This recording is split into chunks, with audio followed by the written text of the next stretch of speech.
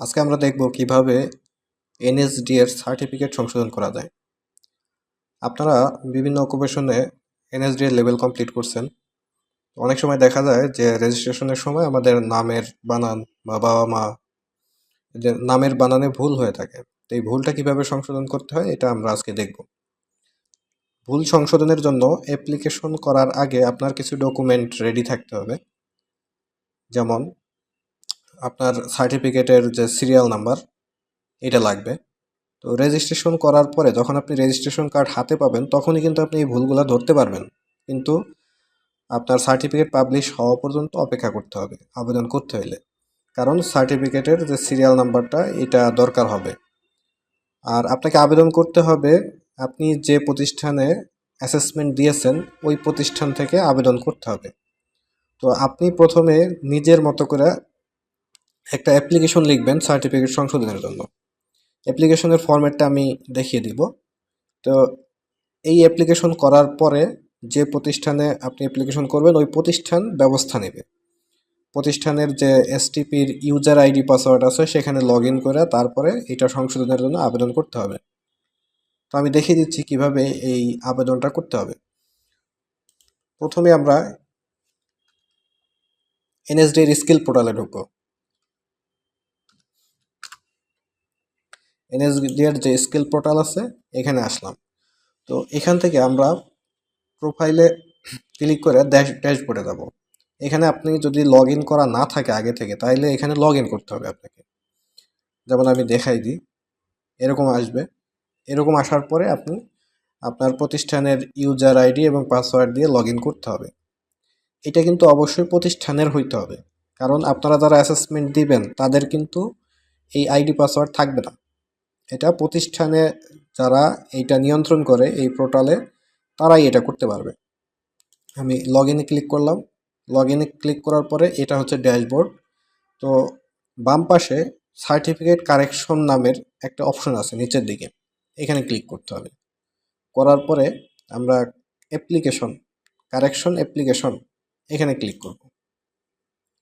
করার পরে আমি বলছিলাম যে এখানে সার্টিফিকেটের সিরিয়াল নাম্বার এটা লাগবে, অথবা এখানে রেজিস্ট্রেশন নাম্বার আছে, বার্থ সার্টিফিকেট বা এনআইডি আছে, এগুলো যে কোনো একটা দিয়ে আপনি সার্টিফিকেট খুঁজে পাইতে পারবেন। কিন্তু শর্ত হচ্ছে আপনাকে সার্টিফিকেট আগে এনএসডিএ থেকে পাবলিশ করতে হবে, কারণ অ্যাসেসমেন্টের সাথে সাথে তো আপনি রেজাল্ট পাবেন না। রেজাল্ট পাইতে 1 মাস বা 2 মাস সময় লাগে। তো এই সময়টা আপনাকে অপেক্ষা করতে হবে। তো এখানে আপনি যে কোনো একটা অপশন দিয়ে আপনি এটা সার্চ করতে পারবেন, কোনো সমস্যা নাই। তো আমি এখানে যে অ্যাপ্লিকেন্ট তার ফোন নাম্বারটা দিয়ে সার্চ করব।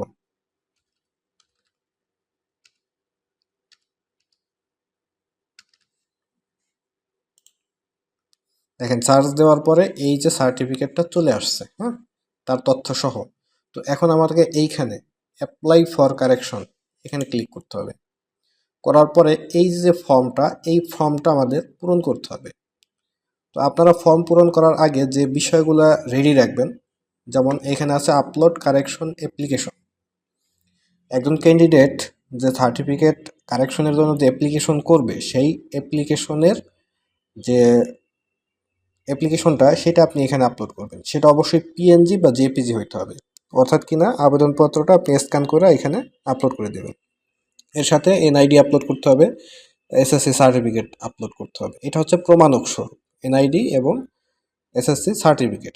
দেখেন এখন আপনি যদি একভাবে রেজিস্ট্রেশন করেন, সার্টিফিকেট যদি অন্যভাবে থাকে তাহলে কিন্তু এটা সম্ভব হবে না, কারণ আপনি একভাবে আবেদন করছেন সংশোধনের জন্য।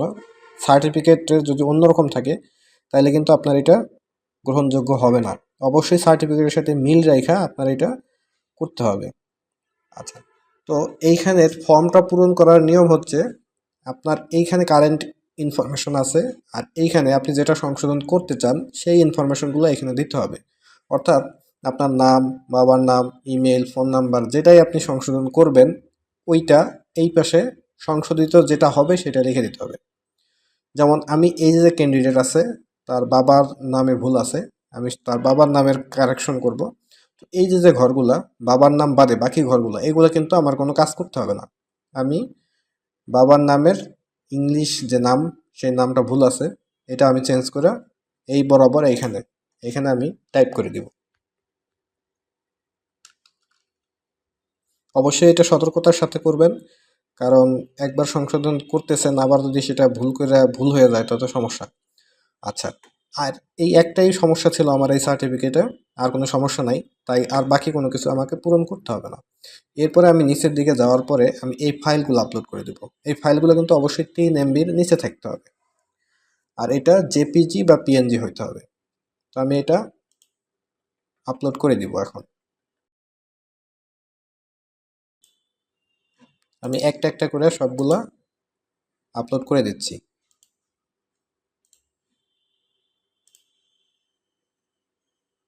যখন আপলোড হয়ে যাবে তখন আমি এখানে সেভ অ্যাজ ড্রাফট এখানে ক্লিক করব।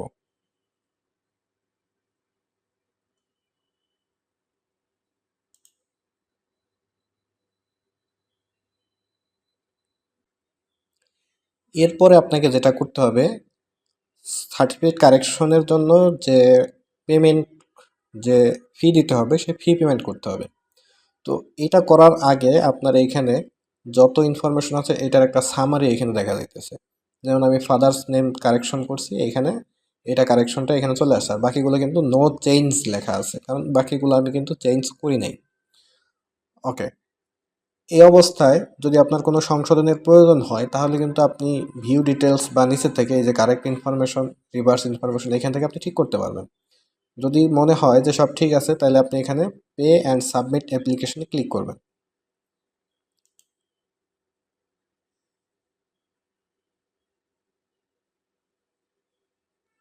এটা করার পরে আপনাকে একটা এক পে এর পেমেন্ট অপশনে নিয়ে আসবে এখানে।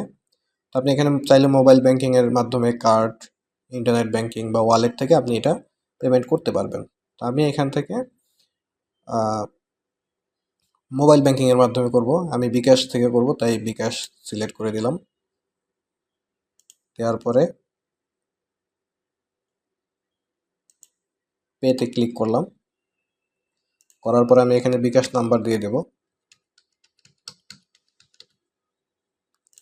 এরপরে বিকাশের দেখেন এখানে সার্ভিস ফি আছে 2 টাকা, আর হচ্ছে 200 টাকা হচ্ছে সংশোধন ফি। তো টোটাল 202 টাকা খরচ হবে। কনফার্ম। আপনার যে বিকাশ নাম্বারটা দিয়েছেন ওই নাম্বারে একটা ভেরিফিকেশন কোড যাবে, ওই কোডটা এখানে দিয়ে দিবেন।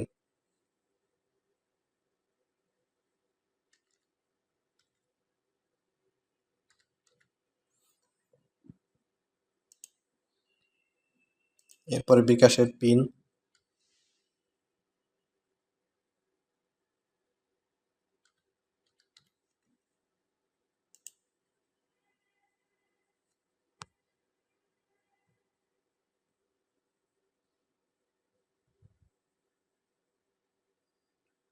ওকে, এরপরে আমি ব্যাকে চলে আসলাম। আসার পরে আমি আবার এখানে যাব সার্টিফিকেট কারেকশন। এখন এখান থেকে কারেকশন অ্যাপ্লিকেশন লিস্ট এখানে যাব। যাওয়ার পরে দেখেন এই যে আমার এখানে একটা লিস্ট এখানে কিন্তু দেখা যাচ্ছে। আপনি এখান থেকে চাইলে ভিউতে গিয়ে দেখতে পারবেন এটা। এখন হচ্ছে এটা আমার সাবমিট করা হয়ে গেছে। এবার এটা এনএসডিএ কর্তৃপক্ষ এটা যাচাই বাছাই করবে, তারপরে হয় এটা অ্যাপ্রুভ করবে নয়তোবা রিজেক্ট করে দিবে। এটা কিন্তু আমরা এখানে এই যে স্ট্যাটাস এইখানে আমরা দেখতে পারবো এটা আসলে কি করছে ওরা। যদি এখানে অ্যাপ্রুভ হয়ে যায় তাহলে এখানে অ্যাপ্রুভ লেখা আসবে এবং আপনি আপনার সংশোধিত সার্টিফিকেটটা ডাউনলোড করতে পারবেন। আর যদি রিজেক্ট করে তাহলে হয়তো বা একটা নোট দিয়ে দিবে যে সেখানে কি কারণে রিজেক্ট করছে। তো এটার কি আপডেট আসে এটা আমি আপনাদেরকে জানাবো যে কেমন হয় সামনের যে ধাপটা, এটা আমি আপনাদের পরবর্তীতে জানাবো। এবার আসি আমাদের যে ডকুমেন্টটা আপলোড করলাম, আমাদের যে অ্যাপ্লিকেশনের স্টাইলটা কেমন হবে। আমাদের আগে যখন এনএসডিএ এই পোর্টালে এই অপশনটা না ছিল তখন কিন্তু আমরা ম্যানুয়ালি আবেদন করতে পারতাম এনএসডিএতে, তখন চিঠি পাঠাইতে হতো এনএসডিএতে, ডাকে বা সরাসরি যাওয়া লাগতো। বাট এখন যেহেতু এটা এখানে দিছে পোর্টালে, এখন আর যাওয়ার দরকার নেই, এখান থেকে করা যায় যার যার প্রতিষ্ঠান থেকে। কিন্তু অ্যাপ্লিকেশনটা ঠিকই কিন্তু আপলোড করা লাগে। তো অ্যাপ্লিকেশনে আপনাদের আমি এখানে 3টা জিনিস আপলোড করছি। একটা হচ্ছে আবেদনপত্র, একটা হচ্ছে এনআইডি আর একটা হচ্ছে সার্টিফিকেট, এই তিনটা আপলোড করছি। তো আবেদনপত্রের ফরম্যাটটা কেমন হওয়া উচিত আপনাদের একটু দেখাচ্ছি। সাধারণভাবে আমরা যেভাবে যে কোনো একটা অ্যাপ্লিকেশন করি স্কুলে, অ্যাপ্লিকেশনটা সেরকমই হবে। এখানে অ্যাপ্লিকেশনটা হবে হচ্ছে এনএসডি এর নির্বাহী চেয়ারম্যান বরাবর। এইখানে এনএসডি এর ডিটেলস এখানে দেওয়া আছে, আপনারা দেখতে পাচ্ছেন। বিষয় লিখবেন দক্ষতা সনদ সংশোধনের জন্য আবেদন। মাধ্যম হিসাবে দিবেন আপনি যে প্রতিষ্ঠান থেকে এই অ্যাসেসমেন্টে বসছেন সেই প্রতিষ্ঠানকে। এরপরে আপনি আপনার মতো করে লিখবেন যে আপনি কোন ব্যাজে কিভাবে কম্পিটেন্ট হয়েছেন, কোন অকুপেশন, এগুলো লিখবেন। আর এই যে টেবিলটা দেখতেছেন, এই টেবিলটা হচ্ছে এনএসডিএ প্রদত্ত একটা ফরম্যাট, যে ফরম্যাটটা আমরা একটু আগেই এনএসডিএ যে পোর্টাল সেখানে অ্যাপ্লিকেশন করার সময় দেখছিলাম, ওইটাই হুবহু এখানে দেওয়া আছে। আমরা এই অনুযায়ী তথ্যগুলো পূরণ করছি। তো এইভাবে করার পরে আপনারা এইটাকে আপলোড করে দিবেন পোর্টালে। এর সাথে এনআইডি এবং আপনার সার্টিফিকেট, এটা আপলোড করে দিলে আশা করা যায় হয়ে যাবে।